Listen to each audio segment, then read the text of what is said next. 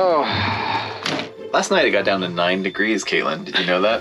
This might have been a mistake. Everything's frozen.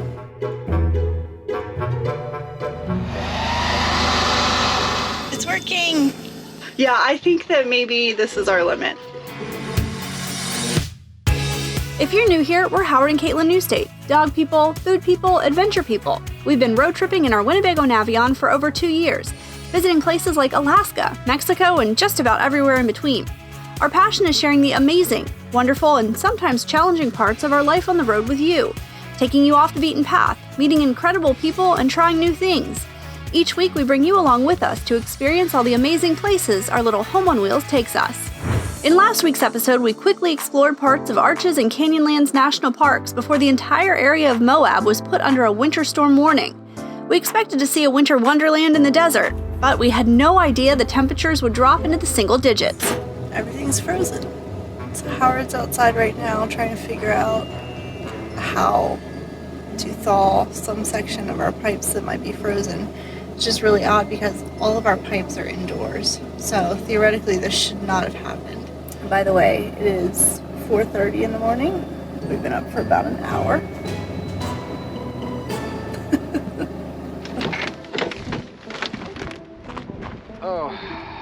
Good morning from a very chilly Moab.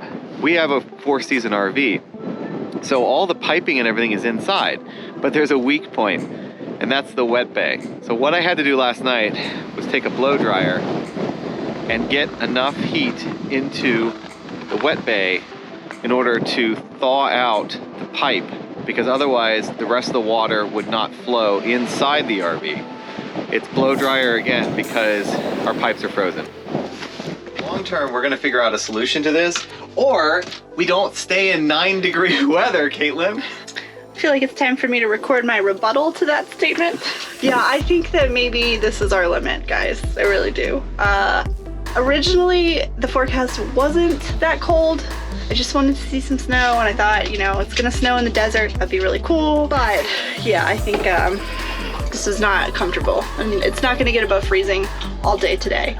So the outlook is grim. I'm sorry. Hey, I'm not mad at Caitlin. I'm not mad at her. No, it really sucked because I don't feel like we were necessarily prepared for it, and we've never been in that situation before.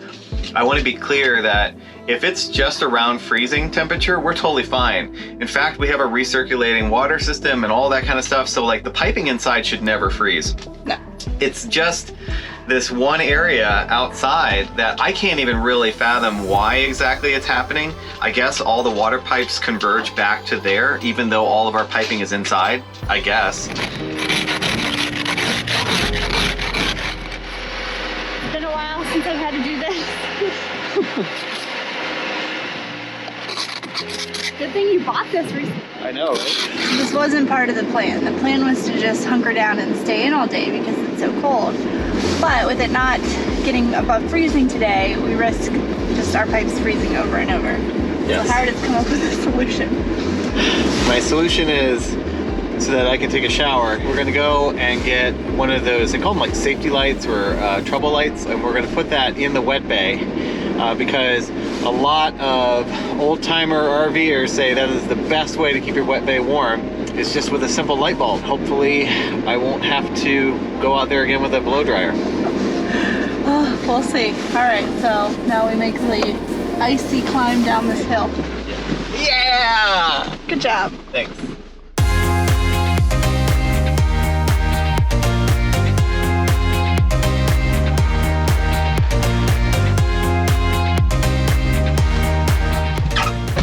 Got our shop light, work light. Put these two together. Hopefully no freezing pipes. It's got a 75 watt bulb in it, and what's nice about this bulb in particular is it's like rubber coated.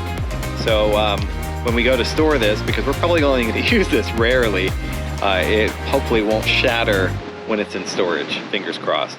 So now we're going to put this in the wet bay, and hopefully our pipes won't freeze anymore. After finding a solution to our freezing pipes, we waited for the temps to rise and headed back into Arches National Park to finish exploring what we didn't get to see before the storm. So we're walking to the Fiery Furnace Overlook right now, and the name sounds super ominous, but apparently when the sun is setting and the light hits it just right, you can really understand why it's called that. The rocks are super red from the iron, so it looks like it kind of lights up. You can go to the overlook and see it. The only other way to see it is by a ranger-led guided hike, but they're not issuing permits right now for that.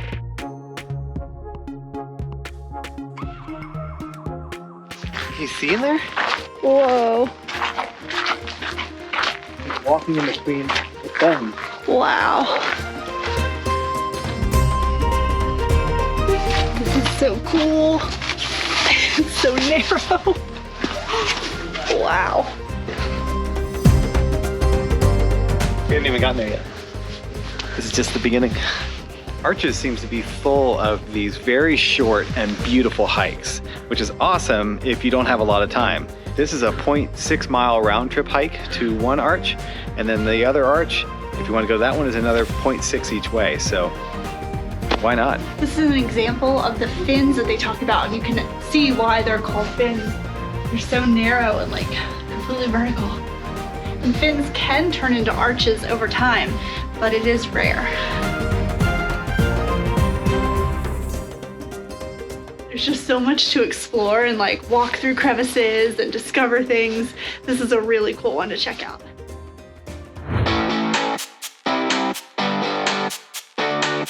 Welcome to the Devil's Garden. Devil's Garden has a really ominous sounding name, but it's really beautiful. And hopefully we're gonna see like 4, maybe 5 different arches on this one, including the longest arch in the world, the Landscape Arch. Yes. That's it. Landscape Arch is in a bit of peril because some scientists believe it's towards the end of its lifespan. The section, it's kind of like above my shoulder there. In 1991, a section larger than a car broke off and fell down. Ever since that point, September of 1991, they've closed the trail that would have continued running in the direction where I am right now. So today, this is as close as you can get to the world's largest arch. We are going to the Wolf Ranch. The Wolf family, who built their cabin here in the 1900s, right behind them, only about 100 yards, were petroglyphs that show activity here starting as early as the 1600s all the way into the 1850s. I just had one of those major like light bulb moments reading the sign over here. So the name Utah comes from the Ute Indian tribe, and they moved here in 1300 AD. The more you know. We are saving the best for last. This is the Delicate Arch. The famous one. It's on the Utah license plates, y'all. Like, it's that kind of famous. Wow. We made it. Yeah, we did. I don't know, Caitlin, what do you think? Think it was worth it? Yeah. Yeah, it's really cool to see. You can take a 4-mile round trip hike that will actually take you up to a ridge. It's just above it. And we are below it. We're at the upper viewpoint, which is across a giant ravine. We're probably about maybe a half mile or a mile away, but even from here, it's just absolutely spectacular. It's cool because you can see all the people that are up there, like little tiny dots. The ants, yeah. But we have a whole lot more to explore. So we're gonna head over to Canyonlands. It's really interesting in the fact that it's split into 3 different parts and you have to access them all from different areas. So we're going to the Needles section right now, which is an hour and 45 minutes away from the other entrance that we were at the other day. But we're really excited because the Needles are supposed to be really cool and there's still fresh snow on the ground, so we're hoping it's extra epic.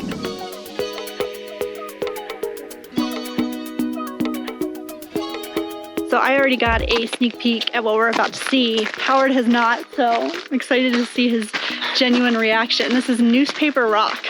Do you see it yet? No. Wow. Wow. Newspaper Rock is quite the sight to behold, a preserved panel of petroglyphs covering 2,000 years of early human activity, from both prehistoric times and the more well-documented years of the Navajo and Ute tribes.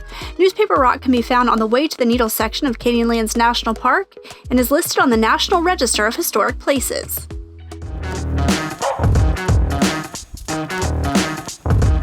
Alright, we stopped at the visitor center, we got our stamp.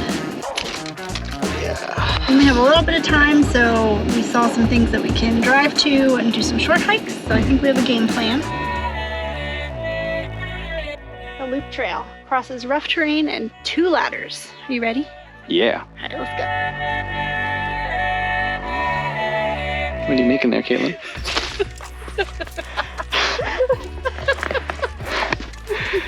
She mostly got snow on the camera, not on me. Nice and packed. Oh.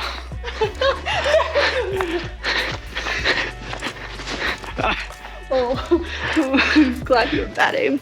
Oh, look, we're here.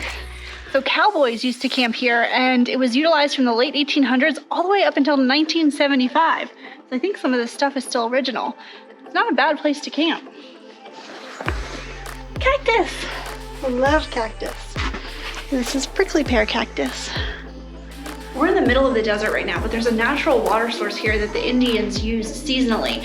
And the ceiling is black in this little alcove because they'd make fires to cook their food. And then you can see the nearby pictographs indicating that they spent a decent amount of time here. Wow. Oh, there's some more. Wow, look at that. Like little handprints. That's amazing.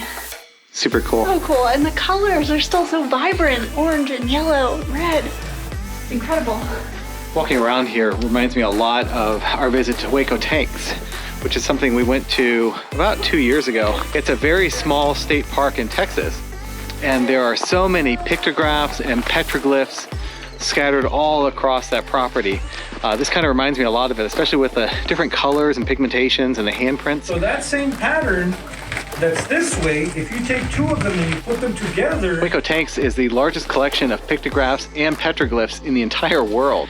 Really a beautiful sight if you ever get a chance to go. Time to climb. Ready? Yep. Where's the Rocky theme when you need it? This is fun. Careful, because there's ice on it. Whoa.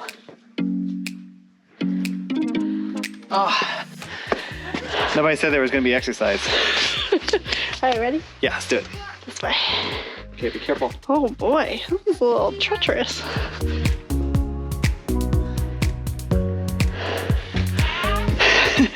That was cool. Yeah, nobody said there'd be cliffs. All right, this is much shorter. Ladder number 2.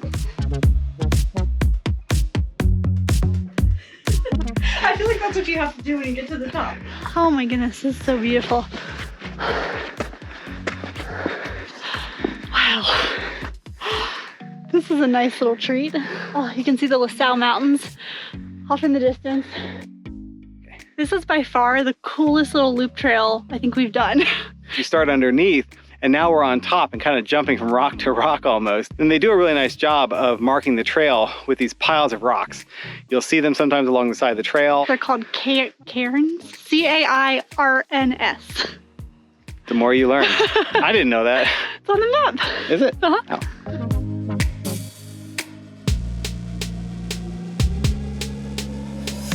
So we made it to our second stop. This is Pothole Point Trail.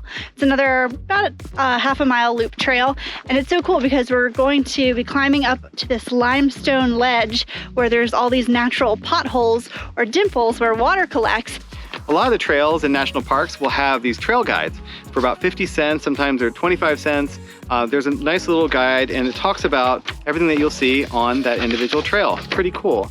Technically, you could just pick them up, but please put the money in the little machine. It's only 50 cents. Thanks to our handy little guide. Mosquitoes, tadpole shrimp, fairy shrimp, and spadefoot toads lay eggs. They are drought-tolerant eggs. You see anything?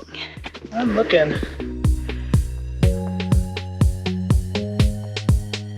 So So because of these eggs and these creatures that can be growing inside of these potholes, it's really important not to step in them even if they're empty, because you could crush them. Feels like we're on another planet. Wow. This is beautiful. And so we've hit the end of the road. We've quite literally come to the end. We can drive no further. As in there's a barrier right there.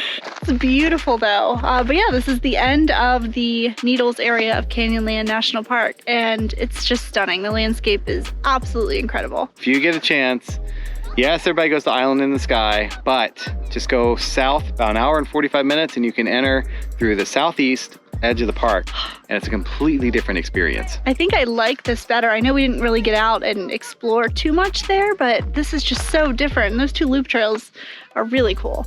So this would be Caitlin's recommendation. So the end of the road and the end of this episode. Next week, we're back on the road again, and in true New State fashion, Our plans changed. we don't really know where we're going now. We make it to a beautiful free campground in Kansas and are transported to a tiny town somewhere over the rainbow. If you're a fan of Dorothy, Toto, and the Wizard of Oz, you won't want to miss next week's episode. Well, thanks so much for watching. Make sure you subscribe and click that bell so you get notifications when we post our weekly videos. See ya.